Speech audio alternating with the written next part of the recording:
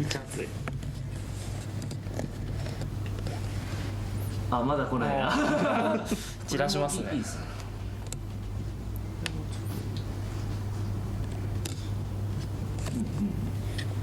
さんちょっとバンドマンっぽいっすね。確かに。バンドマン。バンドにいそう。確かに。もしもっと。あ、どうやろお前の場合絶対適当だろ。あらいい。うん、素敵。素敵な笑顔。素敵ですね。そろそろ。来た。来るか。おいしい。可愛い。可愛い。これいいな。あ、すごい素敵ですよ。ぎこちない笑顔になるのが一番いい。可愛い。クマ発音できんの？できるかさすがに。これなんか誰か言い間違えたしね。893クマ。いや多分初めて見たエイペックスプレイヤーは絶対8割は間違える。俺も最初だってそうだった。俺もそうだったね。みんなそうだ。983ここら辺は全部熊さんポーズ。あ、ここで変わったけど全部目がついているので。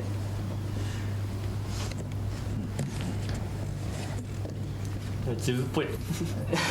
確かに。カタリストっぽいポーズって分からないですね。これいいですね。それ一番おもろいわ。いいね。レジェンド選んだ時どんなポーズしてる？ここで手持ってない。座ってない。え、そっちだっけ？座ってない座ってない。歩きながらこれもいい。これすごい素敵。そんなんだっけ？なんか選んだらなんか後ろから片椅子の壁ブイーンってなんか上がるイメージある。はいはいはい。最初のレジェンド。あ、それいいやん。めっちゃいい。うん。アイジェルっぽい。これはマストにしましょう。以上になります。じゃあこれとあとクマちゃんポーズとあともう一個ちょっと選んでおきますね。オレンジ色のやついい感じです。はい。思ったらクマちゃんポーズ採用なんだって。いやちょっとね、クマちゃんポーズ微妙だったらちょっとこれも良かったと思うんですよ。それで真面目に。こっちにしましょう。真面目に。確かに。了解しました。これ真面目に。これは絶対取りましょう。ありがとうございます。クマちゃんポーズ始め。これがちょっとこれを一旦保留にして。カタリストっぽいポーズ取ってきゃよかったね。肩カーテン出すよりの。肩カーテンこれはこれ絶対しよう。絶対いらんやろ。いや欲しいでしょ。てか何やってるかわからんくねそれ。はい、OK です。じゃあ行行きましょう。はい。ありがとうございます。よいしょ。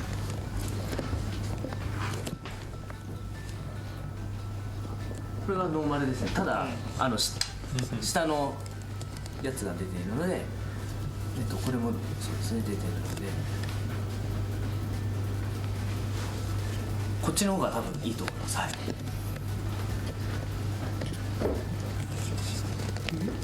ほくろ取ろうとしてる。こっちの方が若干色が濃いから一旦これはノーマルのバージョン。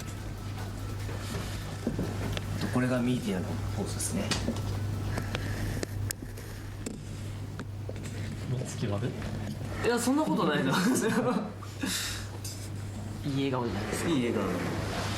エイペックス界目つき悪いツートップユキオ俺らしいからな。ユキオ君言わん。ああ、確かに。俺とユキオが清さんも確かにな。どっちも目悪いだけなの。なんかこう笑ってるやつとゆずくに声かけれなかった理由なんか怖そうだったよ。こっちとこっちってどっちがいいですか？こっちの方が良さそうですね。あ、こっちの方がいいです。あ、了解しました。清さんもな。あんま顔じゃ分からないでしょ。何が？感情？あ、そう。実況で仕事してる時にちゃんと顔を作ってるがゆえに普段はもういいやって感じ。ああ、すごい素敵です。あ、これもいいですね。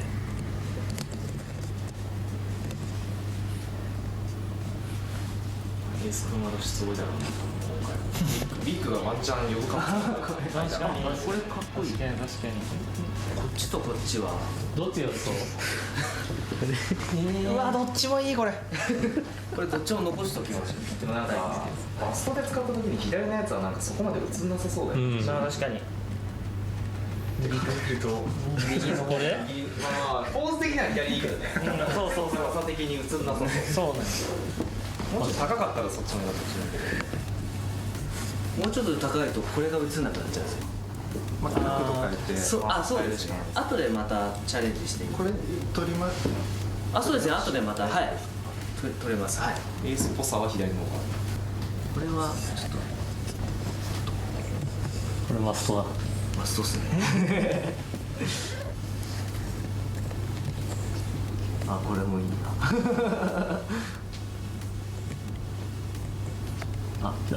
来た。という感じでございます。はい。OK です。 OK です。よいしょ。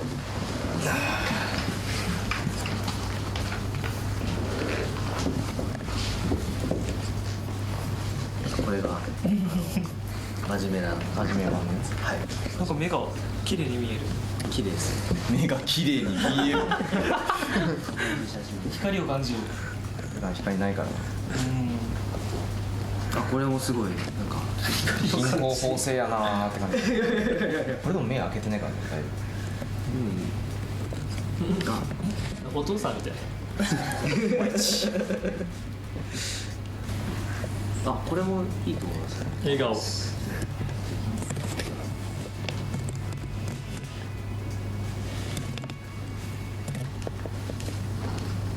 これもなんかこう余裕を感じるような。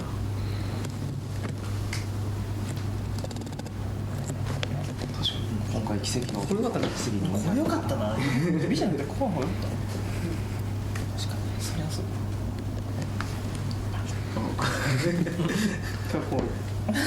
めっちゃいいよそれ。ライティングポーズ格ゲーっぽいもんな。優しい。優しい。銃持ったポーズ。怒るとこウィングマン持ちます。確かに。あるけど。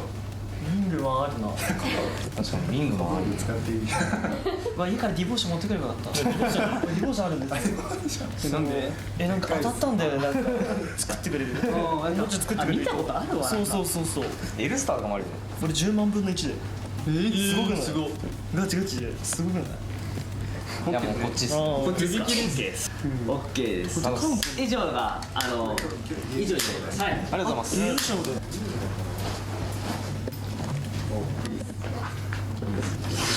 どうしますか。それいいですね。これ。見えるのそれウィングマン。確かに。立ってだと。これがそうですね。ちょっとダブルセブンみたいな。なんかそうですよ。武器見る時のやつとか。それみんな。いいっすね。みんなリングマンだよ。めっちゃいい。めっちゃいいっすわ。めちゃめちゃいい。これグッズですね。アクスタとかに。3、2、1。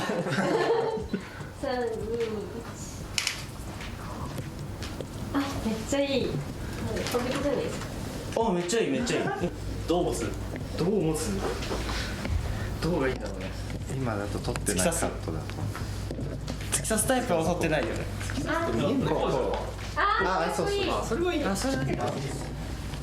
で、体を少し。そうですね。ちょっとだけ見て。そうですね。そんな感じで。ちょっとユニフォーム直してます。そう、オッケー。もうちょい。い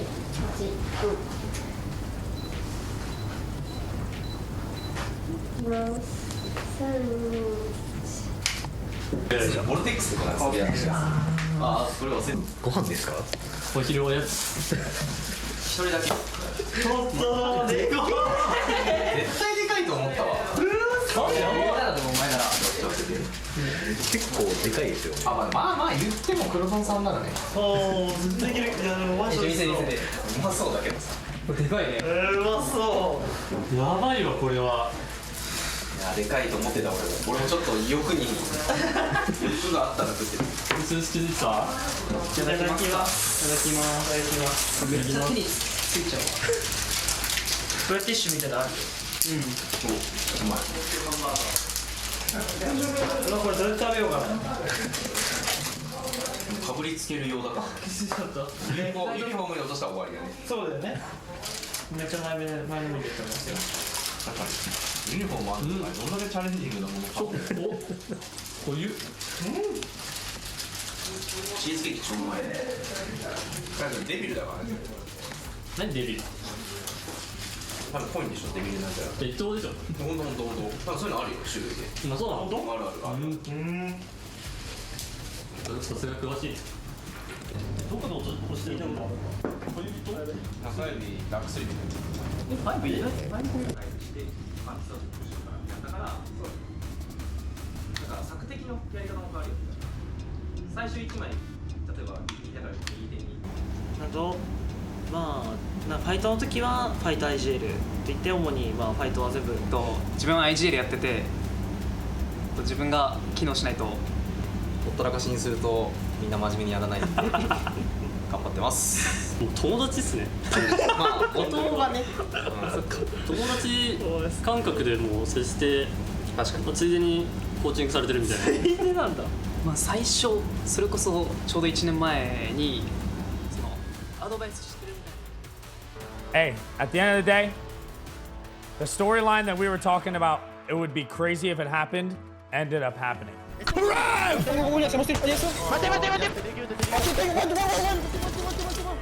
And T-Law! Yeah! Come on, baby!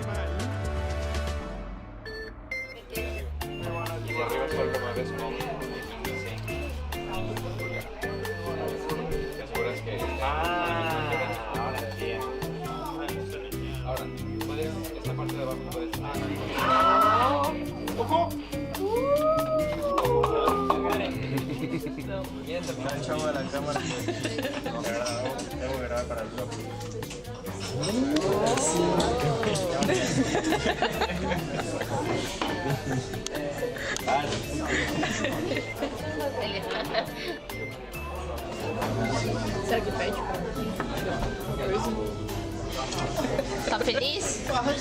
No, no estoy feliz acá en la esquina, man. Voy a estirar, va a durar 3 días. Voy a estirar. Un time murió.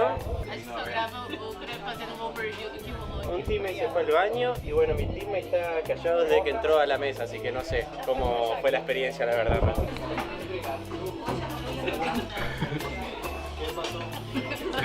Fica ali perto, né?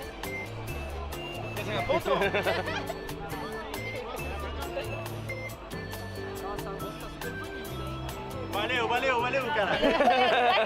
Bueno, cuando llegué a Team Liquid fue una locura el apoyo de parte de los fans. Nunca hubiera esperado pasar de, no sé, estar tranqui básicamente sin organización a estar con Team Liquid. Fue una gran diferencia en mi vida, sobre todo por la cantidad de apoyo que recibíamos de los fans. Sí, señor. So fresh and so clean. Al principio al llegar a la facility es muy crazy el edificio. Nada, llegamos, vimos los trofeos de todo el equipo. Muy lindos todos, man. Y después pasamos como por los Scream Rooms, por así decirlo, donde estaban todas las PCs y Stream Rooms también. Y nada, todo muy top de gama, man. Muy lindo todo como tenían acomodado.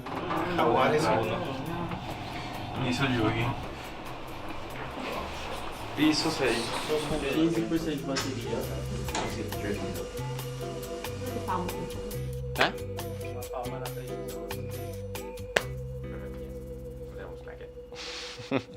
Bueno, mi nombre es Matías Riffel, Matías Agustín Riffel, y mi nombre en el Apex es Kurev. Mi nombre es Alexis y en el juego es ALGS Year. A ver, que no sé qué se vea. Let's go.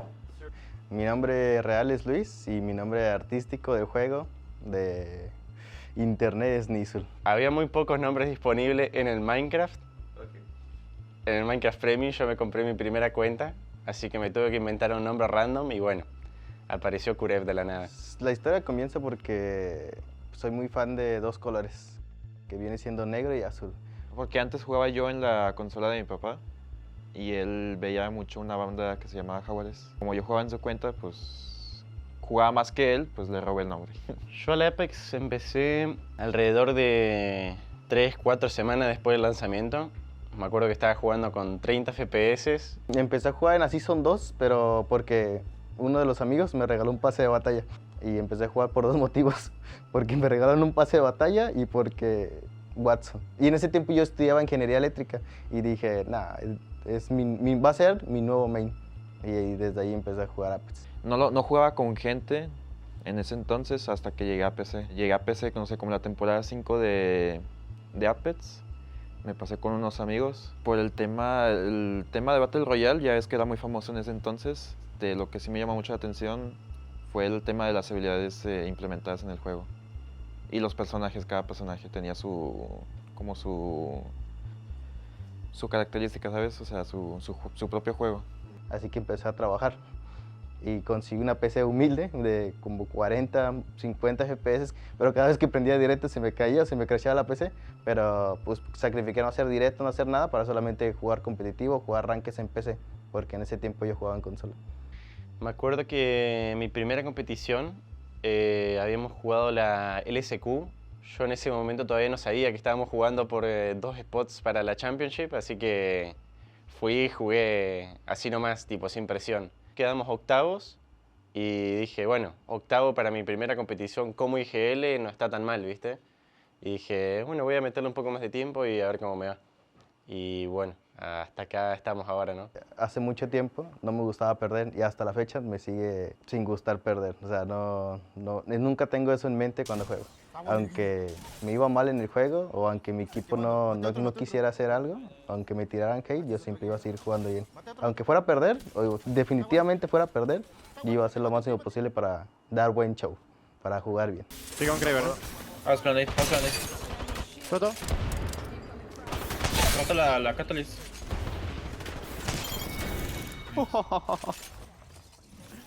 Cuando me empezó a hablar Liquid, bueno, me hablaron, me presentaron la idea y me interesó bastante. Vas a ir a vivir a México, vas a vivir con Nisul, vas a...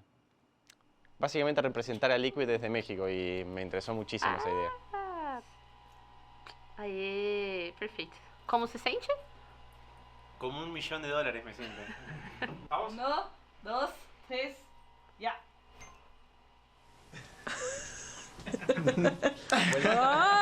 Besos. ¿Por qué hay 3 cámaras? La organización es muy, pero muy amigable, tipo... Toda la gente que he conocido en Liquid hasta ahora fue como que muy heartwarming. Muy linda la bienvenida a la organización, por así decirlo. Gente muy interesante, muy capaz y siempre intentando lo mejor para que vos estés cómodo, ¿me entendés? Unirse a un dúo ya establecido hace un montón de años, que tenga sinergia, te ayuda un montón, porque eso facilita un montón las cosas a la hora de jugar, porque se nota que Jaguares y Nisul a Jaguares se tienen mucha confianza, ¿me entendés? La verdad que son 2 muy buenas personas y como jugadores son 2 jugadores excepcionales. ¿Cómo explicar? Cambia todo, absolutamente todo cambia, tipo... Pasar de verlos en una pantalla a ser parte es un cambio radical, tipo... No sé, tipo los veía en competencia y cosas así y me interesaba mucho el ambiente competitivo y me interesaba conocerlos un poco más, pero ahora que estoy en organizaciones como que cambió todo, muy... Mira el muy cielo, buena Jaguares. Mira. Mira.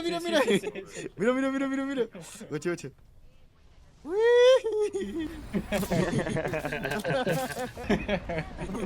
Al unirse a una organización de Tier 1, la cantidad de fans aumenta mucho, potencialmente, ¿no?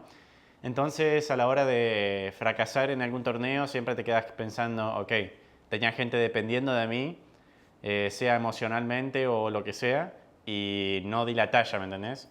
Oi, teste, som. Meu nome é Felipe Melo e meu nickname é Estressado, porque eu sou muito calmo. Durante a BLGS 1 e 2, nós estávamos se adaptando ainda, então o Kurev tinha acabado de chegar e é preciso um tempo de adaptação, até para você entender as características dos jogadores e a característica do time. Bueno, al principio tuvimos 2 malos resultados en BLGS y queremos probar un approach diferente al equipo. E após a BLGS 2, eu decidi mudar o IGL e tirar um pouco da responsabilidade do Kurev e fazer eles se adaptarem aos meninos. Me parece que yo tuve que haberme adaptado a ellos en vez de ellos adaptarse a mí. Además, yo como que entré a una región nueva también, que no sabía bien cómo funcionaba.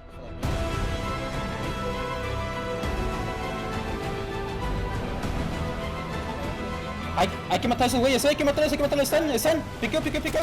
Roto Chapi. Roto Newcastle. Mata, Catalyst. Nice.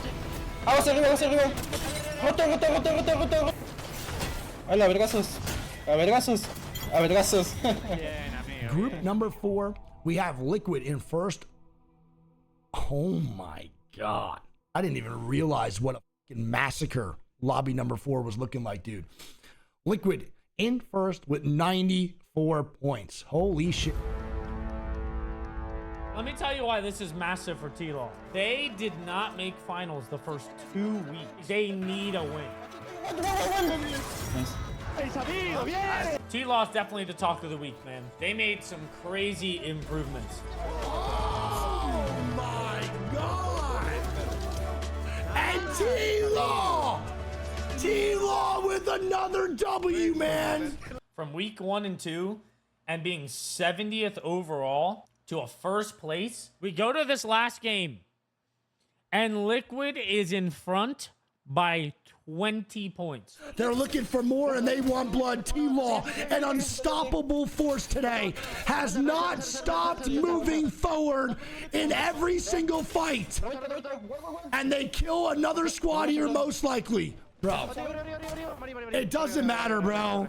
Every 3v3 T-Law has won today, and they lose off the third party. A great day for T-Law, and they qualify into the BLGS finals, dude. Insane. They have literally won every single 3v3 today. And dominant performance in qualifier 3. Good job. Seriously.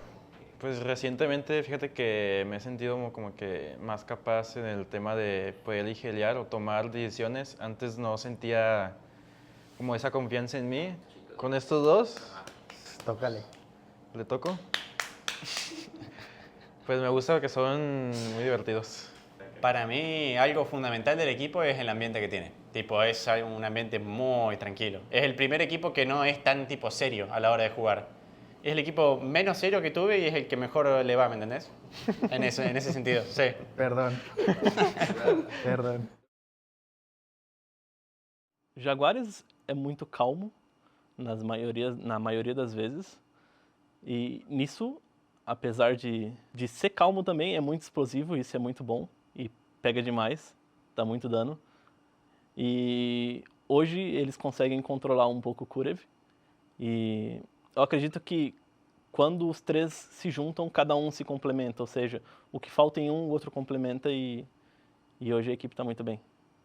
Como que nosotros estamos constantemente proponiendo el juego. No esperamos que venga un equipo y nos quiera tomar una decisión ellos a nosotros, ¿me entendés? Sino que nosotros tomamos una decisión sobre ellos. Al accionar nosotros primeros, ellos tienen que reaccionar a lo que nosotros hacemos, ¿me entendés? Y estamos en un constante juego de ataque en vez de defensa. Flash uno. Muerto. Muerto. These scores are so close, dude. These scores are so close, man. TSM in first place with 43 points. Falcons in second with 41. T-Law in third with 40. Al primer piso de la casa de la derecha, ¿va? Dale. Krev and T-Law with the Kraber Bro, second floor, best building in the game. And now Sykes gonna be dead. And the Kraber shot onto Sykes, man. sweetdreams, LG now fighting. They gotta watch out. Kraber in the back, brother, again. Krev is being a demon to LG. He is making their game impossible to play correctly. Krev right now is having a generational series. Muerto.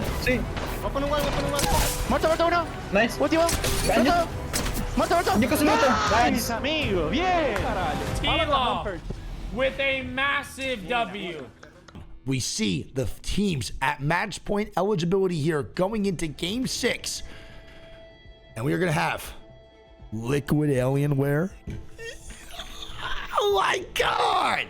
If they win any of the games moving forward, the tournament is over and they will be America's champions for the regional finals of BLGS.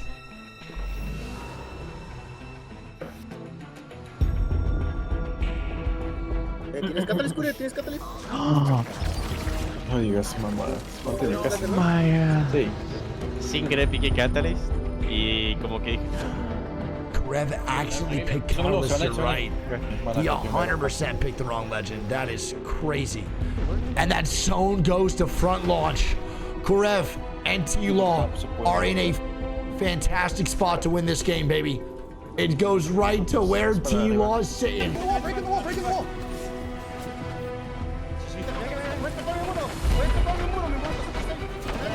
El Gibi, no piquen tanto, ¿va? Estamos solos, no piquen tanto. T-Law full 3-man still up. TSM dead.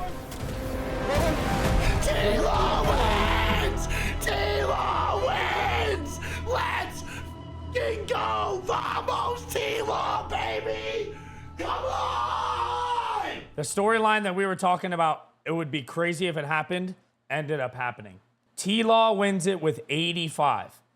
Not only did they win match point, but they had the most points in the lobby. They were the best team today. T-Law takes the win in Game 7. They are the champions of the Americas BLGS Regional Finals. Fíjate que nunca me consideré alguien especial. Nunca creí que yo fuera, o que mi deseo, o sea, nunca mi deseo fue ser jugador competitivo ni nada por el estilo. Yo simplemente jugaba por diversión. Y hasta la fecha sigo pensando que ver a gente mejor que yo, sigue siendo como que ellos son famosos, yo no. O sea, ellos son gente que logra cosas, yo no. E acredito que essa equipe tem uma boa mentalidade e se chegarmos bem treinados, organizados e com confiança, podemos conseguir um bom resultado. Espero que ganhando. Seguro siempre. Yo me siento muy confiado. Yo creo que mi equipo también. Con Jaguares ya vengo hablando de hace tiempo de IGL con IGL, ¿sabes? Cambio de ideas.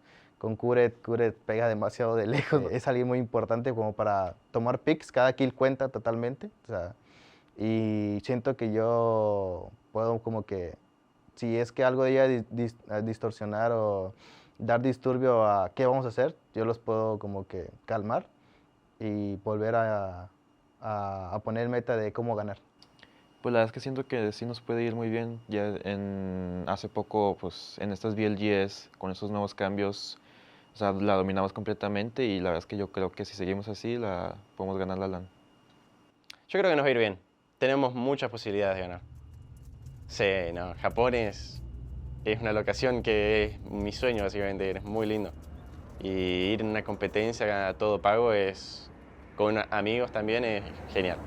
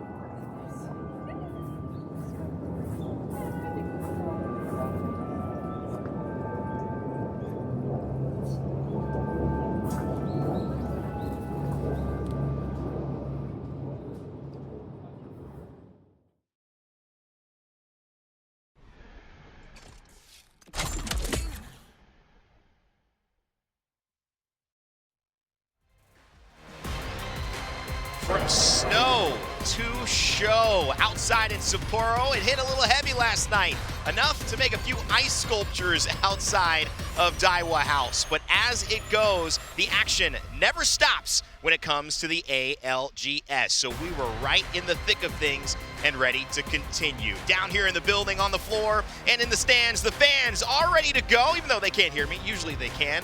This is a Japanese house crowd, by the way. It's that big. We had to do 2 languages live, ready to kick it off. And day 2, Game Series 2 is going to be just as live. We finished with a fantastic performance so far, but now we get into the thick of it. Groups B and C have a chance for the very first time and the very last time to potentially cement themselves into a winner's bracket run here in Sapporo at the ALGS Championships of Year 4. Welcome everyone watching at home. My name is Rain Day. I'm your host here for this second series and our third series heading into this evening, and I'm joined along with some fantastic friends. Glitter Explosion, Snipe down. Jamerson here to welcome you back into what has been already a very eventful day. Lauren, we started off with some major wins, Noctum taking Series 1. Yeah, and we were talking about that a lot in that first series. We were looking to see which of the teams that hadn't performed yet would really step up to the plate. We saw that out of Noctum, especially with an 18-kill game, then the second win, but we also saw that out of Cloud9. Yeah, and that was a surprising kind of turn of events. If you're going to have those moments, you need to have them now, Snipe. These teams, this series is their last time to play before they get put into either the elimination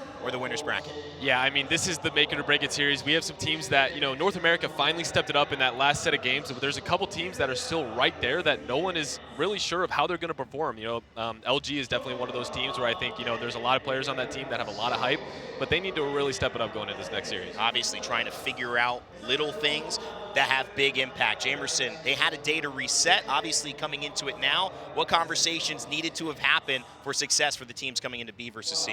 Yeah, for right now, I think it's about stopping a lot of the momentum from some of the stronger teams that we have in the lobby, especially for this set in particular. Not Alliance, Fnatic having a fantastic day yesterday. Of course, the hometown favorites, but they definitely showed up, and I think a lot of the lobbies do have to contend with that kind of aggression that's been coming out of Fnatic. And so if you're going to be around them across all three maps, you have to make sure that you keep them in mind when you're making your rotations. Fnatic have won 3 games so far in Sapporo. They'll see if they can add another 3 here. We already know how Yuka F is feeling after interviewing him last night. Well, let's take a look at today's schedule. I mentioned it at the top of the show. We've already gone through Series A, wonderfully hosted by Lauren, and we continue on here with Series 2 and Series 3 to close out our group stages, and that's going to lead us into discussing what could happen later on tonight. But if you missed A versus C, we want to help catch you up with what occurred.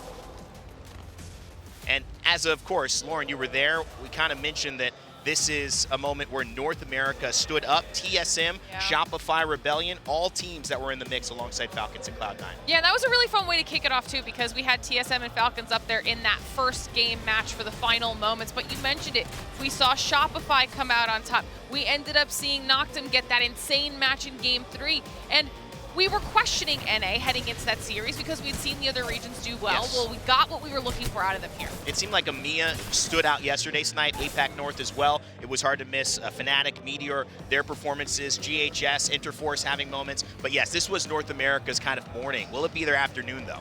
Yeah, I mean, I think this has been kind of a consistent theme around all the Apex events is North America kind of comes out asleep in day 1, EU kind of dominates, and then day 2, it kind of picks back up. And, I guess we're going to see where it goes, but I mean, this is one of those events where I don't really think any region is above any other region. We've seen it the last few, EU has won, APAC has won, and it's just kind of up in the air now of who's going to win and be crowned the final champion and the best team in the world. I mean, Jamerson also knocked him taking the win. That wasn't expected. We did not anticipate that team coming out on top. Yeah, I'll be completely honest. In my prep for this one, I had big question marks. That's all it was, right? What do I have to say about Noctum? Well, they definitely showed up earlier today, and I'm glad that they did. I do want to talk about, though, of course, about how we had so much dominance coming up from EMEA and APAC North yesterday. I mean, the thing is, if you still look at the score lines for North America, if you look at Falcons, if you look at Shopify Rebellions, they did a perfectly solid job, right? Getting 40 to 50 points per set. But the thing is, we have higher expectations for them, right? They didn't have the huge blow-up games that Alliance and Fnatic had. And so hopefully this is now the final set, the final day, that they can really lay it out all on the line. This is what we like to call behind the scenes the happy page, where you are in winners if it continues this way. You notice Noctum, winners of our last set, they'll be playing again in B versus C. Virtus Pro will also be playing, and of course the team Fnatic, who have only had 2 games so far, will play their 3rd. They're in 2nd place. And now let's transition to the not so happy page, where on the back half of it, you are threatened right now with going into the elimination bracket. Doesn't mean your tournament's over, but it means you are the closest to your tournament being over than pretty much anybody else, and you do not want to get there. VK Gaming will be playing. They're right on the cusp. Can they make a move? DSG, Complexity, a fan favorite.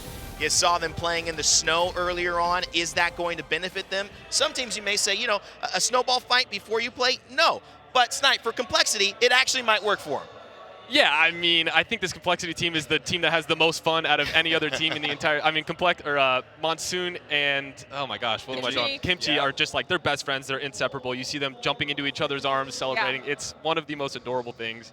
And I'm a huge fan of that roster specifically because of that, and I think we're all rooting for Monsoon. We always have been.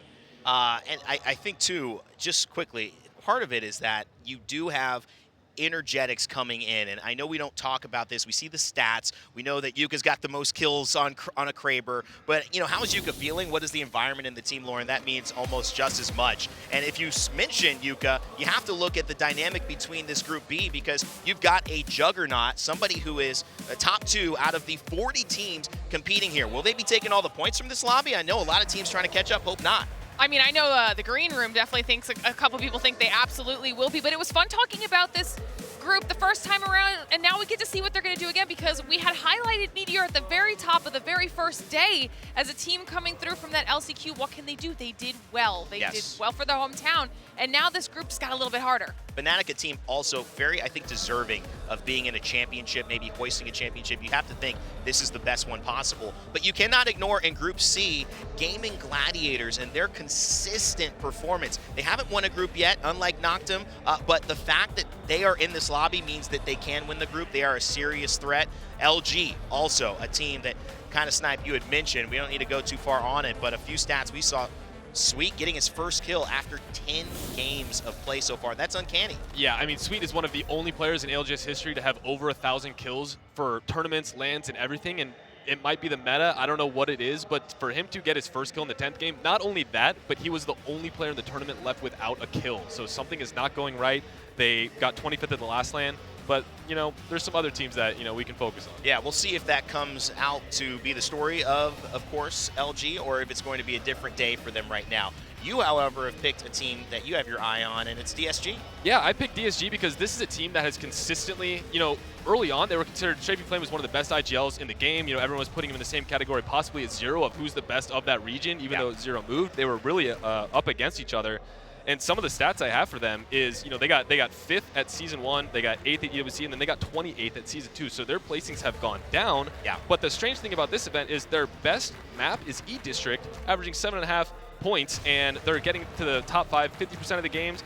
Now, they have not reached a top 5 on World's Edge once. So it's one of those things where did everyone catch up to him as an IGL on the older maps, and then he's better on the newer maps? I guess we'll see. I mean, one of the things we saw at EWC, which was amazing, was their ability to rally, to make these kind of special plays. And we know that Strafing Flame and Player K have the opportunity, the ability to do it, which is, I think, a position you'd rather be in, knowing that there is that star-studded power versus I've never seen someone capable of changing the entire landscape of a finals. And yet, they still have to get there. Jamerson, though, there's a team that's been playing kind of below the radar, but they might need to be higher on people's awareness. That's Virtus Pro. Yeah, right now, I mean, in the past, when we looked at Virtus Pro, it was feast or famine with them. We have to be completely honest. It was either a first place with amazing frag line or going down in 20th, 19th without any kills at all whatsoever. But right now, they're piloting a lot of these games extremely well, able to navigate the mid game and slowly convert more and more now in the late game. So I'm hoping today this is where they can actually have all that come together and start getting the wins, but the simple fact that they're able to maintain a very average scoreline throughout all of this is already a good signal for them. Now, my big concern for VP coming into this is that the draft isn't working out completely in their favor. They have a lot of friction on a lot of these maps. It's going to be difficult. We're seeing Falcons starting to wake up. I know they have Falcons nearby them on one of the maps. They've got Fnatic nearby as well, I think on E-District. So this is going to be a lot of friction for them, and this is going to be their biggest test to see if they actually have improved their roster. I mean, I think just the fact that they survived what seemed like a repeat of history when the first map on E-District, somehow Zach and Nasty end up in a contest. This is why we did the whole the draft, so you don't have to fight each other right away, Snipe, but they somehow found a way. It's still working for Virtus Pro and Zach Mazer, renaming Mazer Moments into a positive thing.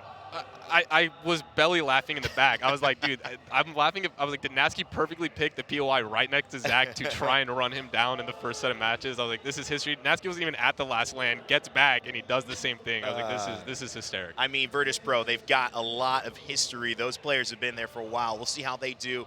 Lou and Slayer adding in, but Complexity, we talked about them top of show. They are in a position to need to win here. Yeah, I'm excited to talk about Complexity. I mean, like Snipe was saying, it's hard to not love the trio of Monsoon, Kimchi, and Enemy, but I think when this meta started shifting into the direction that it did, this was a squad that everybody was definitely looking at thinking this could favor their play style, all right? They were able to win the second qualifier for BLGS, and now we're getting a chance to take a look at their series performances here so far. Shotties, bubble fights, this is something, you think complexity when this is what you get. And I think so far in the tournament, as you'll see reflected a little bit here in the results, they've had a little bit of a tough go. I think part of that, though, is that they've had a little bit of bad luck on their rotations. They've run into Fnatic a lot, which of all the teams that you want to run into if you're a bubble fighting team, it's not Fnatic. No. You don't want to be anywhere near Fnatic, right? So they've gotten a little bit unlucky in that department, but they're still in a semi-decent spot when it comes to looking for that winner's bracket side of things. They're in 24th place right now with 57 points, and they need to get to what we're calling that 90-point threshold to try and see if they can keep themselves in that top 20. They need 33 points to get to that 90-point bare minimum, which is an average of 5.5 points. They didn't hit that average in the first two series, but they were hitting that average in scrims. And I know scrims are different. We always have to take them with a grain of salt, but it's something that they're capable of doing if they can find their rhythm.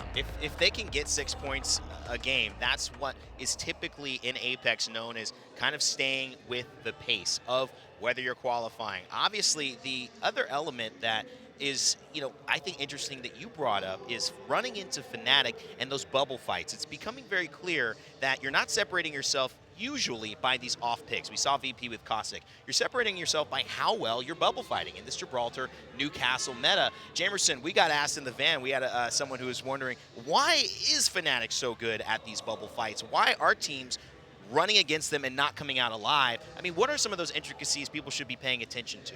I mean, a lot of it comes down to experience, right? Back when we were preparing for Germany, for Mannheim, and we were talking about Fnatic and how strong they are with the shotguns.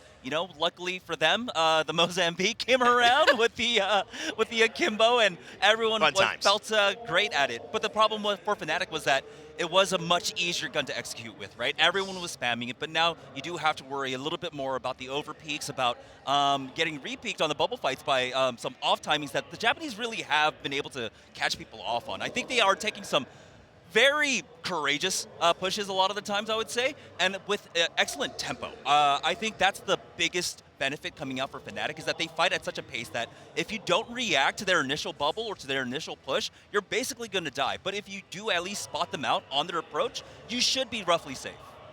Snipe, what are your thoughts on this? I mean, you've played in these bubble fights before professionally. What is Fnatic doing so well that's working for them? It's just baiting and switching. Honestly, that's the biggest thing. That's something I learned from Halo. It's one of the things where you go in, you take a little damage, you bow out, you let one of your teammates go in, start to take the aggro, then you come back in. And another thing is they don't just sit there and heal while their teammates are fighting. Right. Like, if one of them gets weak and back up, he's 110 HP. He doesn't sit there and pop a bat. He waits for someone to take the aggro. He goes back in, gets another PK shut off, then pops a cell, gets 50 HP back. They're just so good at getting in and out. And honestly, the M&K movement, in and out, being able to dive in, out, all that so fast, that way they don't have to focus on that alone, helps them in these bubble fights significantly. Other elements of Apex we've seen: controllers, mouse and keyboards. Shotguns kind of tilt their way towards mouse and keyboards heavily. So what does that mean for a lot of the meta that has been doing well for our controller players? They're having to adjust a little bit more. Of course, if you want to adjust the way that you watch the ALGS, well, I got the perfect thing for you. Face It, baby. You can go and check out Face It Watch to be able to watch the ALGS your way. What do I mean by that? It means that if you care more about Fnatic and you're saying, I want to see exactly how they're bubble fighting, I don't want to watch a POV of 2 or 3 other teams during it, well, you could just select Fnatic. You could select any team you want. VK Gaming, maybe Complexity. You want to hear their comms? We're talking about how funny they are. Maybe they're not so funny in this series because they know they got to win. They need 33 points to get to that 90 average, like Lauren said. Well, you could see it all on Face It Watch. Watch the ALGS your way at faceit.com/watch.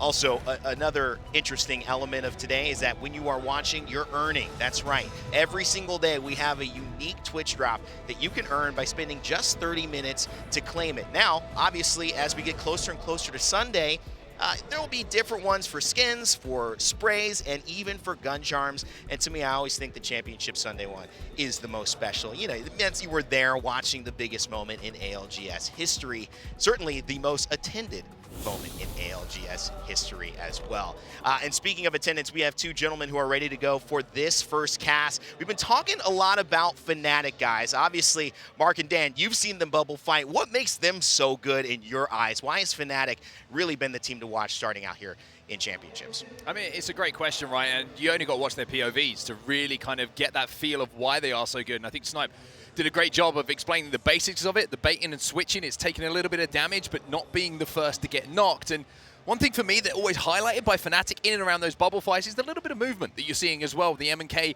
players really being the more aggressive initially and be able to jump back out, to be the bait, so to speak, and then re-engage with those shotguns when the damage is done. Yeah, I really like this. Like was talking about knowing when to heal as well, knowing when you are safe to pop those cells, maybe even pop a bat if you really have time, but mostly it's about re-engaging at the right time. You saw the series layout there right in front of us. We are going to be starting off on World's Edge, and this is how the POI draft is looking. Fnatic had #1 pick.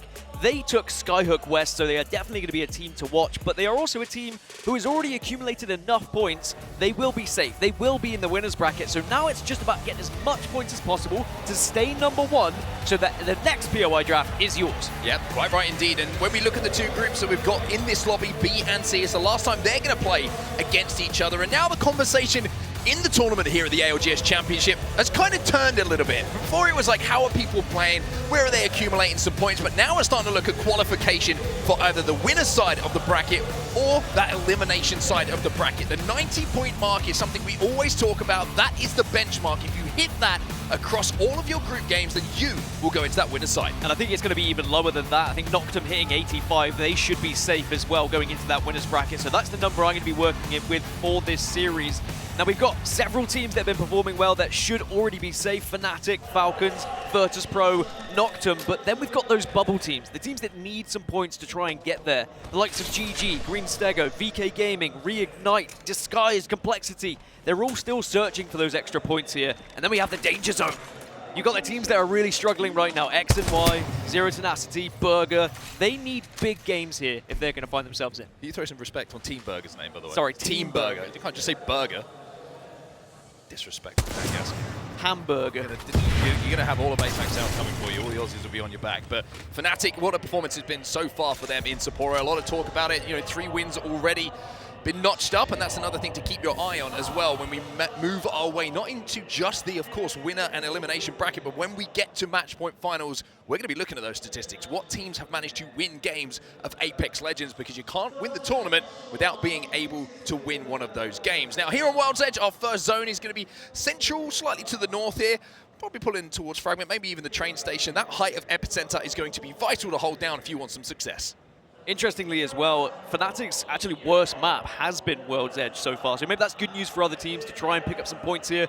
And you can see on the mini-map where we're going to be heading. We're heading further up north into the areas of Survey Camp and Epicenter, probably just south of that as well. Always a chance it could pull right directly middle, where currently VK Gaming are trying to put themselves at the same time on those kind of carts as well. So it's a big old move for the likes of Team Falcons, who actually have woken up today. They had a very difficult day 1, but now they are right back into it here at day 2. Now we have a little bit of early aggression and maybe an early fight here. Complexity were talked about very much on the desk earlier. Can they find those points they need to get into winner's bracket? Yeah, it looks like they're just going to play for this Evo Harvester to get a little bit closer to purple. It was VP, if I was not mistaken, who were on the other side of that potential little fight, but this early on you don't really want to be taking too many engagements, especially when you're already safe in zone and kind of planning your next rotate, so to speak. So VP have already moved through the vault tunnel of Harvester.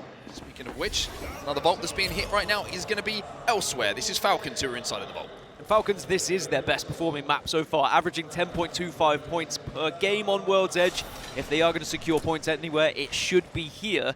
That's not the same case for some teams, though. We've seen some real struggles for certain sides.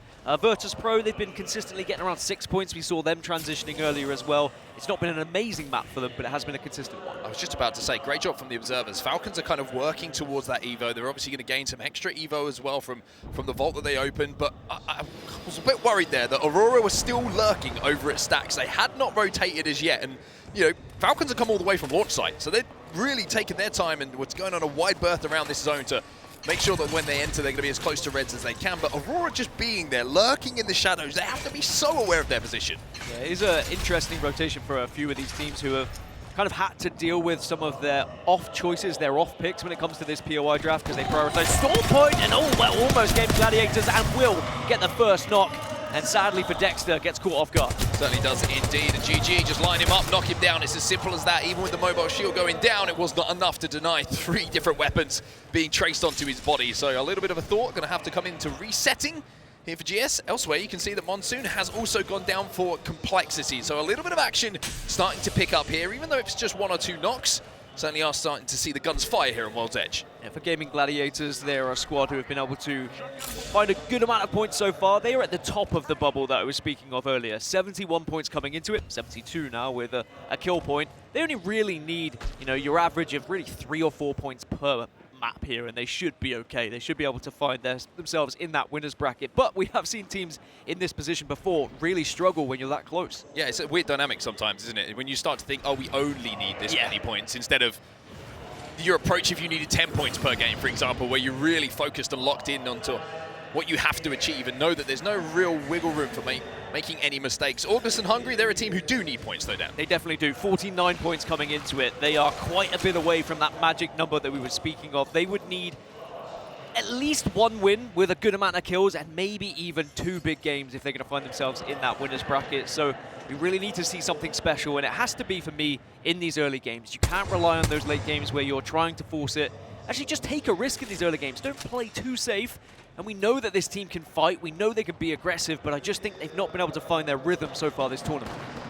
Well, looking at our map overhead as we take a little look at ALGS and Hungary's position here on Grandma's house with that beautiful survey beacon in front of them. They're going to be safe inside of this next zone, but on the map overhead, there's so many teams already inside of Fragment and Monument that everyone is going to be stacked up on top of each other. We are set up for a little bit of a bonanza of an end game here, which has kind of been synonymous with some of the games we've seen so far, as Disguise, who Snipedown was talking about on the desk, are going to have Arctic go down. It's against VP as well. The VP are not going to be playing that core stick, but we are going to see 2 of those knocks get finished off, 1 on either side, so it's going to be a 2 versus 2. They're trying to find one another at the moment, but it's about what angle you take it. Well, the Catalyst reinforced the door, but Sheila, the ultimate locksmith, this guy's taking a lot of damage here, and they have to try and retreat, but I think it was Slayer, actually, who just re-poked there, as now Remix Powers is going to try and move in as a third party. He's been sent out to try and get some extra KP here. And Noctum are going to be on top of the world after their performance in the previous series as well. They were able to win that one with an incredible amount of points, put themselves up there in what should find themselves in the winner's bracket. They're not scared of anyone. I was about to say, they've got all the confidence in the world. They know their job is essentially done, right, with the points they have on the board. So they can take a few more risks, overextend, try and pick up some KP, and maybe focus on some teams they don't want to see going into that winner's side with them. Elsewhere, GG trying to move through the Vault Tunnel towards Landslide here, but they're going to be met by Fnatic. Fnatic back on the Mirage as well. This is something we saw very often throughout scrims. I thought they were going to be playing it quite a lot of this tournament, so it's good to see them back on it, and it can be really difficult to go up against when you do get into some of those fights, trying to find where that Mirage is after the ultimate. There is where the zone is going to continue to move, so not really much more information gathered by that next ring console. Everyone pretty much was banking on this kind of area. Maybe if someone was hoping for more of a fragment pool, but I don't think anyone was looking at that overhead. Source X and Y in an interesting position on those train tracks. It could continue to pull that way, but a lot of people here in the dead center. Yeah, I just want to talk about Team Falcons. If you're wondering where they are, considering that they dropped down at launch site, they're now coming out of Climatizer, which is where they've been dropping in the POI draft a little bit earlier on. They have wrapped the entirety of the southern and eastern side of World's Edge to get into this position, and they also just hit the ring console as well at Climatizer, so they're not only going to have information, they're going to have a lot of Evo. You would imagine they'll at least be on purples, and yes indeed, 2 purples and Z-o-o has a red as well. Might find Z-o-o tenacity here. Shex is waiting around the corner, and he's going to get a nasty surprise, but suddenly, absolute Superman leap away. Yeah, decides to peace out. Will they be able to survive, though? That's the real question. Is he going to be able to drop? Because there's other teams inside of Fragment who are probably going to have an LOS on all of these ultimates and bullets being fired. Shots coming in here from Walty with the Sheila, enough to get the flash damage and break the shields, but not to get that knock. And we saw this position quite often in the previous series for Falcons, where they found themselves on the northeast side, and the zones really helped them. They were able to hold that high ground for a significant amount of time. And they weren't overextending, they weren't taking too many fights. They were just making sure they were very healthy, looted up, got to red shields, and then they would engage in those final circles. So we'll see whether it works out for them again here on World's Edge.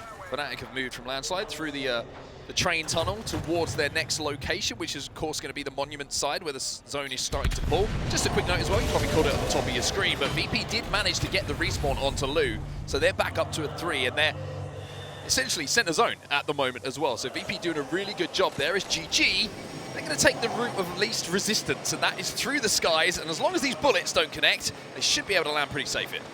The only team that's been eliminated so far is Disguised after the initial fight we saw earlier, and they are on the kind of lower end of the bubble teams that I was talking about as well, so not the best start for them. They're going to have to watch and wait for quite some time before they get the chance to find some points, but GG will find a wall to play with, and Build a Base begins.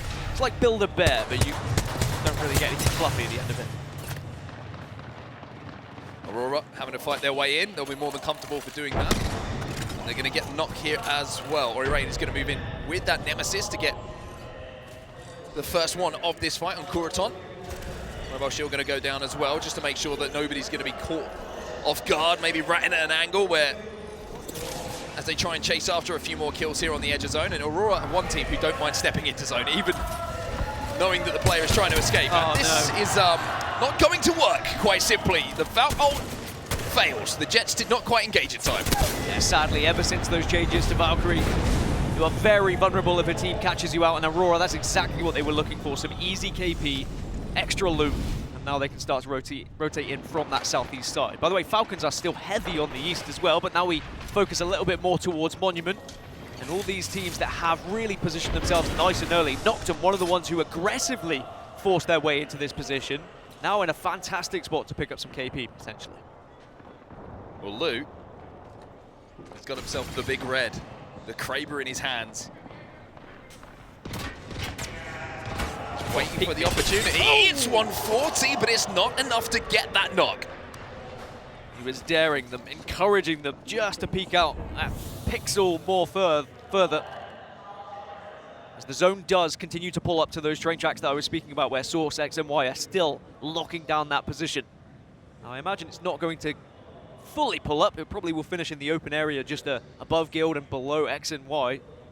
But that means there is a lot of work to do for some of these teams that are in Monument and Fragment, and you have to move past the teams like Guild, for example, who really could pick up a lot of kills if they have the kind of vantage point and the windows to work with. This is where you're looking at the map overhead and how one zone shift has changed what is a good position and what isn't a good position. Right? Everyone who's in Monument has to leave now, right? And you're looking at that map overhead, you're looking at playable space, buildings, for example. Actually, an IGL to try and play, and there quite simply is none. You're going to have to create some false covers. It's going to be Gibraltar bubbles and trying to burn time, which is going to bring you success. The teams that are now wrapping towards the north side as an Impulse gets taken down, but going to be dragged back to his feet here by Kajak. Means Aurora will be safe, but the teams who are wrapping to the north now, away from all of this, are going to have a far easier potential walk into this zone. And you're looking at Source, X, and Y, like you highlighted earlier. August and Hungry, who we talked about as well, over at that Beacon building. And then you're looking at LG and Team Falcons, who are very close to each other. And the winner of that fight, should it break out, is going to have a clear walk into zone as well. Yeah, that northeast area is going to be very positive. Well, speaking of the fight, it's already actually started. Funk's gone down. Waltzy starts here, now they follow up. Funk and Sykes will fall. Sweet will escape for now, but how long will he be able to survive? That's the real question here. LG maybe got one more chance at a potential res, trying to look if there's any beacons available to, or crafters, excuse me, for him to get the beacon and get those banners, but it might be a Sweet solo job, and if there's anyone out there who can do that, you have to say that Sweet Dreams has got some experience on the big stage of pulling off those solo plays. Definitely seen it a few times. Now Aurora, who average about 4.5 points on World's Edge so far this tournament, could it be another early exit for them? You can understand, I think this would be their worst map. If you think about the playstyle of Aurora and how they like to push fights, World's Edge is very difficult to do so, especially in a circle like this where so many teams are able to post up, find somewhere to call home. And Aurora at the moment are just, they're in the in-between. They don't really have anywhere to call home. Something to highlight here when we're looking at end zone. 0 teams are in end zone right now. When I'm talking about playable spots, that gives you every bit of information that you need to know. It is completely in the open. There's only going to be a couple of walls to play where it's going to provide you a little bit of cover, and I think the Fnatic, well, they want the smoke at the moment. GHS Professional will be eliminated. That looked like the most simple job for them in the world. If there's anything I've learned from Apex Legends, it's you do not want the smoke, and Fnatic Look to maybe try and push up for extra, but they don't want to be too greedy here. That was a gift of that first kill onto the last remaining player from GHS. But look, 25 seconds, they still have to move, do Fnatic, and there might be a few teams in their way. This is the kind of zone I think the Fnatic like as well. It's not one where everyone can set up. It's not where everyone can play for a position, as Team Burger will be the 4th team to fall out of the lobby as we fall down to 16 squads now. But it's one where they can fight. It's one where they can force their way in. And that's exactly what they've managed to do. They get under this bridge. They're going to get the castle wall down. And now Fnatic, having picked up a couple of KP on their way to zone, can start to focus their attention onto placement. Virtus.pro finally make this push onto Remix Powers and Noctum Esports, and they get the first knock as well. Oh, Virtus.pro, they need this. Noctum, not so much. So maybe Virtus.pro will be able to take advantage. They've got 1, they've got 2. And they might just find the 3rd here, but they don't really need to worry about it. They've done the initial damage. They've been able to take this spot, and they can continue to push from here, just as Fnatic did earlier. But I do like that position that Fnatic find themselves in. We should see them in the late game. We should see them in that final circle with where they currently reside. But GG were watching this, and maybe they're thinking about having a little go at them.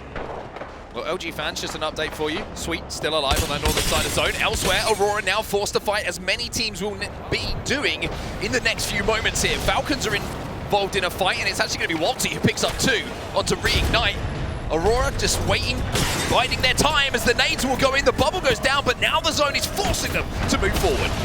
Maybe this could be the end of Aurora unless they can fight their way out of it, which they cannot. They go down in 16th position. 15 squads now remain. Zero Tenacity also in a bit of a struggle bus right now. And VP were able to escape, but maybe it's just Lou. It is just Lou. The rest of them have gone down. Does have a Kraber though. How that can turn not just into a couple of KP, but can ruin the game for others as well. GG just finding a little crevice here between the bushes and the railings in front of them. Lou won't be able to do any damage as VP will be eliminated. GG just trying to pepper away at the mobile shield, and if they break this one, then they might be able to hit some bodies here. Blast is really heating this Sheila up, but not able to connect for any downs for now. One of the key reasons why Rampart is used in this meta, for that very reason, to be able to obliterate a castle wall and ruin anyone's plan for cover in the late game. Speaking of late game, Fnatic still on that south side. Green Stego just to their west. ALGS and Hungary still in a fantastic position. And then Team Falcons, at the moment, have X and Y to think about. We mentioned X and Y earlier, but do they know Falcons are here? Well, Sweet's still alive. And that's who's in front of them right now. They're trying to pick up the final kill onto LG, but for some reason, when Sweet plays the game on his own, it becomes extremely elusive to take down. But speaking of taking, it's going to be the high ground that's taken, as finally Sweet will go down. ALGS and Hungary and Matafe will be credited with that kill, as Falcons now have a clear walk in towards this zone, back towards the Carnage though, back towards the Chaos, and the action of the Monument side of the center of the map where everybody still has to leave, and Light has found that Kraber probably from the body of Lou. So many teams in between positions right now where they still have to move. They've been able to push up a little bit, and yes, they can work with what they have, but they still have to go. As you can see now, VK Gaming next to be eliminated in 12. Monsoon doesn't have a Kraber, but he does have a Sentinel. You're seeing castle walls go down, bubbles go down as well, but it's going to be Phony with the Sheila, who rips him from the sky before he can even get his feet on the ground. Bubbles everywhere, bubbles galore. Dare you jump into another one to try and take the fight? That's the real question. Dragon are going to have to here. It's going to be killed on the other side. Dragons are gone. They're eliminated as well. Complexity now with the Mozambiques in the hands of enemy are going to get enough done, but can they survive here? GG want to try and force this. They want to try and take this fight. They know and can hear the audio cues of these resis going down, but the last thing they want to be doing is being the first one to go down for their squad. Complexity will be eliminated. GG played that one patiently and played it clean. X and Y also went down after ALGS and Hungary, and it looks like Gaming Gladiators might take out another. Fnatic are being pressured at the same time. Green Stego take them out, but Falcons are coming for the third party. Guild also go down. And all of a sudden, we're down to just 4 squads. We have Reignite, GG, Green Stego, and Team Falcons. And Falcons, who have wrapped almost the entirety of Wild's Edge here, finally find themselves inside of this end zone in the God spot, and Waltzy is lining them up. Looks like Reignite are down to just a 1, so it is just Gaming Gladiators versus Team Falcons, and they have them in their sights. Waltzy is licking his lips, he's rubbing his hands together, and he says, I'm going to hit this harder than the gym. Come on, boys. Give me some kills. It's been a good game from Waltzy so far. Seen his name pop up in that kill feed more than once. And with GG and Shinmi as the final player alive here for Rig. It's going to be up to Light to hit a big shot with this Kraber. It's a 3v3 to win this first match. Bubble does give them a chance to reset, but they are still on the low ground here. That Kraber shot could be everything. All you need is one big shot, can make a difference. They do have the ult here. It's going to force a Bubble on the other side.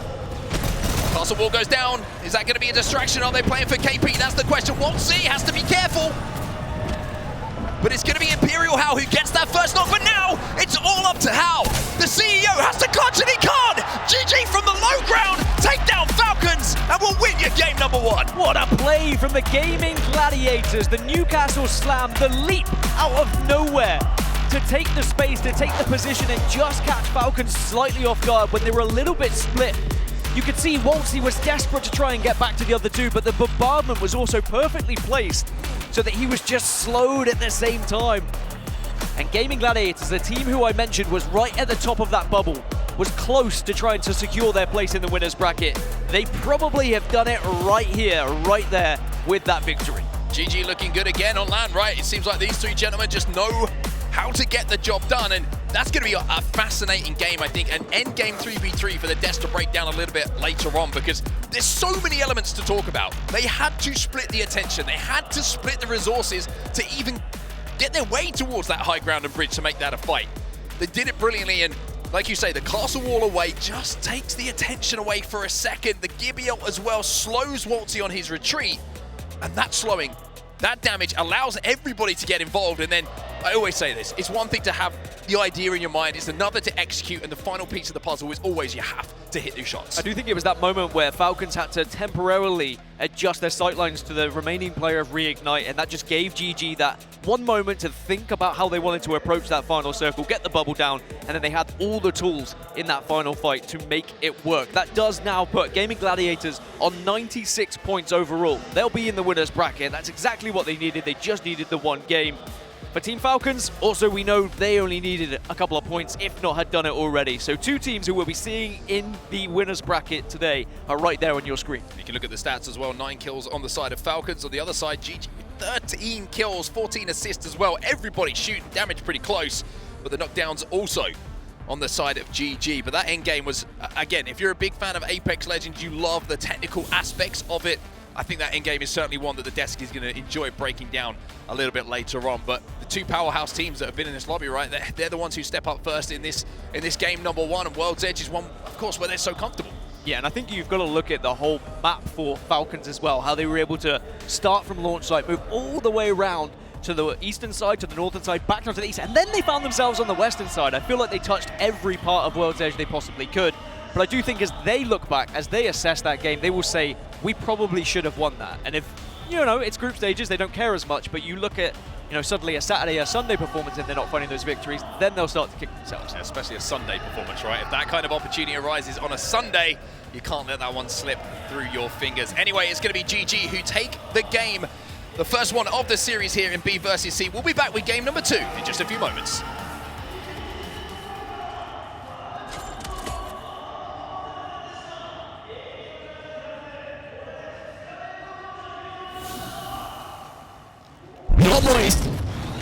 Gonna get into it with here, and teammate against the ex-teammate. Waltzy against...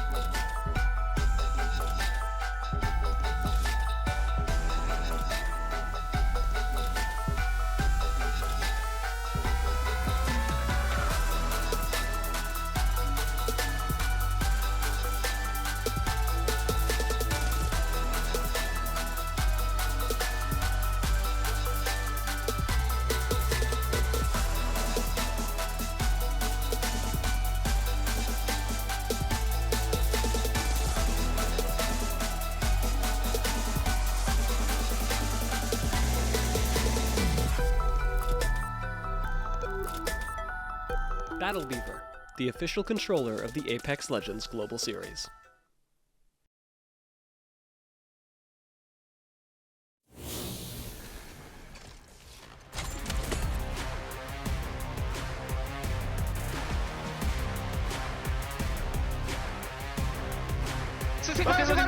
Yeah.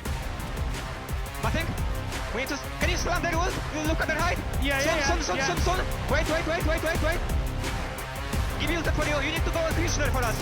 Go, Luka. Go left. Come on, left. Run. Give me one. 2v1. I'm breaking. Nice!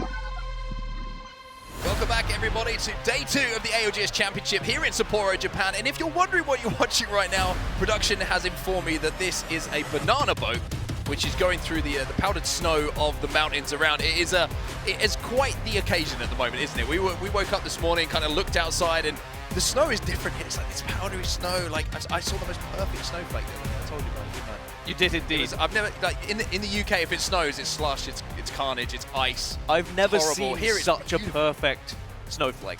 You know, you see the Christmas decorations where like they're very sharp around the edges. I was like, that doesn't exist, but then I saw one land on me. It was beautiful. Wonderful. Poetic, almost. Yeah. Anyway, let's talk about the Apex and less about the beautiful snow here in Sapporo, because the players on our stage aren't too interested. Actually, Complexity were pretty interested in it earlier. Very interested. We'll talk about the Apex for now, because it's GG who quite understandably are going to be very happy with how that game number 1 went. A big win for them, not just with the placement and not the Champions banner being given their way, but of course the amount of KP they picked up along the way as well. It was the consummate all-round performance from the EMEA team. And again, EMEA, man, like, I kind of jovially said yesterday, they've been warming up for this event with the training weights on due to the ping differences they've had to play on the international scrims. But, I mean, don't get me wrong, we're still early in the tournament. It's day 2, but the consistency they're showing, it's very impressive and hard not to talk about. Really hard not to talk about how they've been. And I mean, if we look across the overall standings at the moment, and you know, around that 85-point mark, which we think should get you into the winners bracket, there were a few teams playing who have surpassed that just after game 1. Aurora, Guild, Virtus Pro, Noctum, like Falcons, Fnatic, they're all up there now and should all be in a confident place. I mean, even if 85 isn't the number, if it's a little bit higher, they've got 5 more games, you know? So it's not going to be a situation where they should be worried. It's the ones who are down low, those who are in that miracle scenario that I spoke about earlier, GHS, Dragons, 2 teams that are going to need back-to-back victories at some point if they're going to find themselves in that winners bracket. It's going to be a likely elimination bracket for them if they don't. And LG, one of those teams as well, who's probably got some good points on the board yesterday in a few games, but then really went quiet. And if it wasn't for a little bit of a solo run from Sweet towards the end, that might have been another dud game for them. And when you're looking at total overall points, Luminosity fans, I hate to be the bearer of bad news, but it's not looking great for them. 42 points on the board at the moment. You compare that to like teams that are on 3 figures at the moment after a similar amount of games. It's worrying signs, and something needs to change, and it needs to change fast. Yeah, 35th position are Luminosity Gaming, and they're pretty much in that same conversation of gonna need 2 wins realistically to find themselves in the winners bracket. But there is still 5 matches to happen. World's Edge is still where we're going to be going, and then we transition to E-District. And looking across for the best map for LG, sadly for them, it is World's Edge.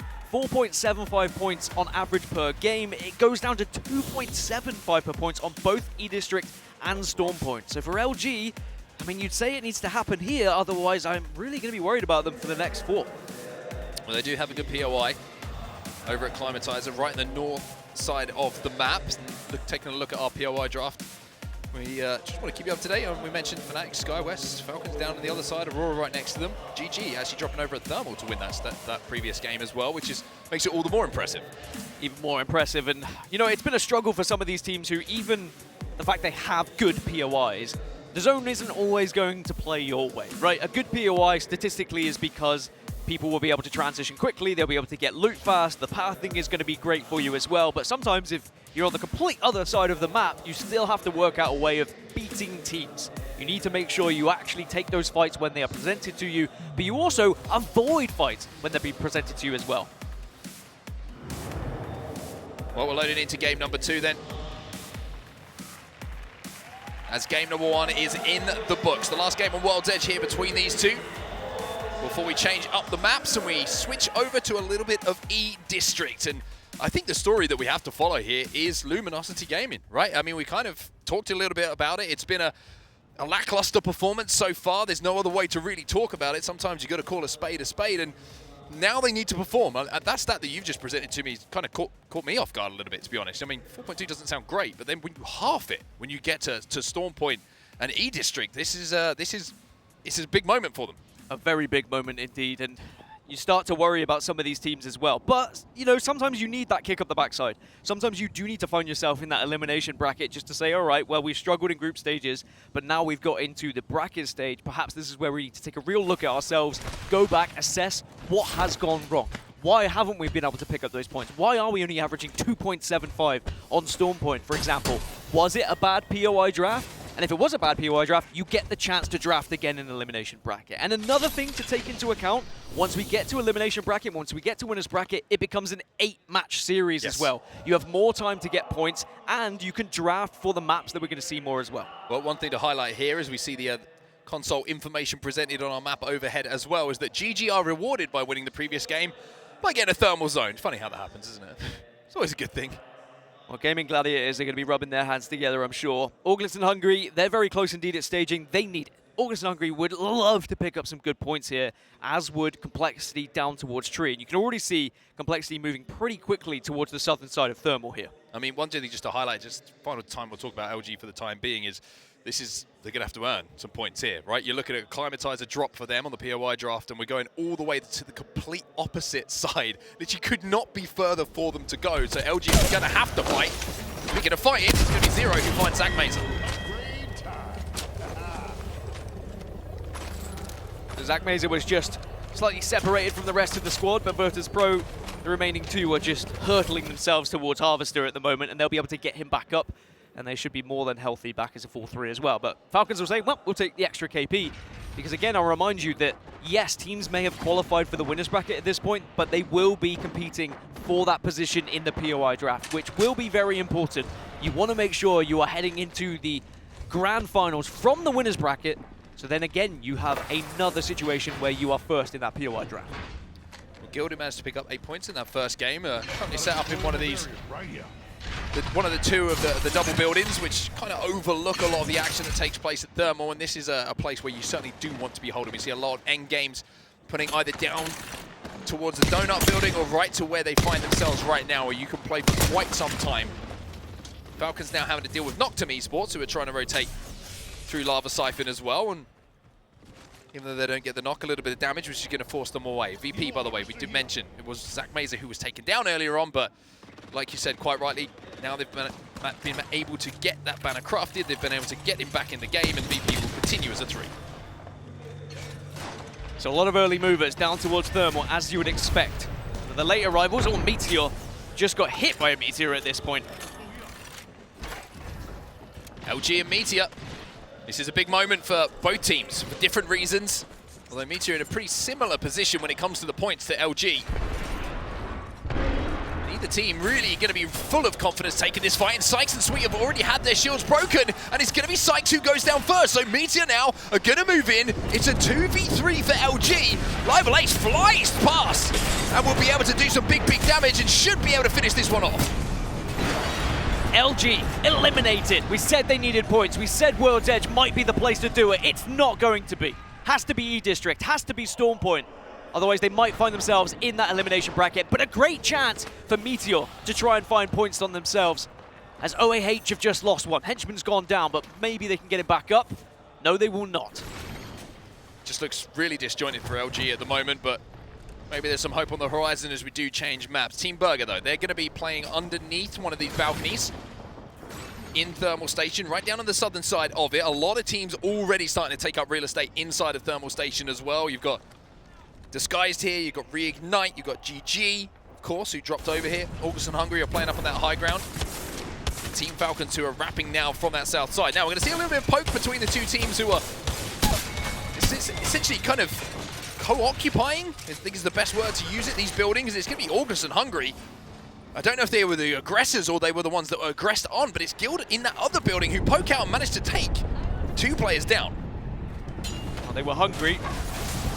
Sadly, they weren't able to find any kills, but Henchman has just been able to escape. And this is when desperate times lead to desperate measures, right? When you do have to wrap, when you are in a scenario where you have to achieve points for your team. Otherwise, you might find yourself in that elimination bracket later on in the tournament. But Dragons take this building, and it's a very solid building to be holding. It's a really rough situation as we see a couple kills being exchanged between Falcons and VP. That's its own story in this game. But if you're playing center zone and loads of teams start to arrive and then you lose two, getting back out to craft your teammates is very tough because you're going to be going against the flow of traffic. This was the fight that we were kind of discussing and hinting at. It seems like both teams have managed to get both of the knocks back up to their feet, so it's a 3v3 for now.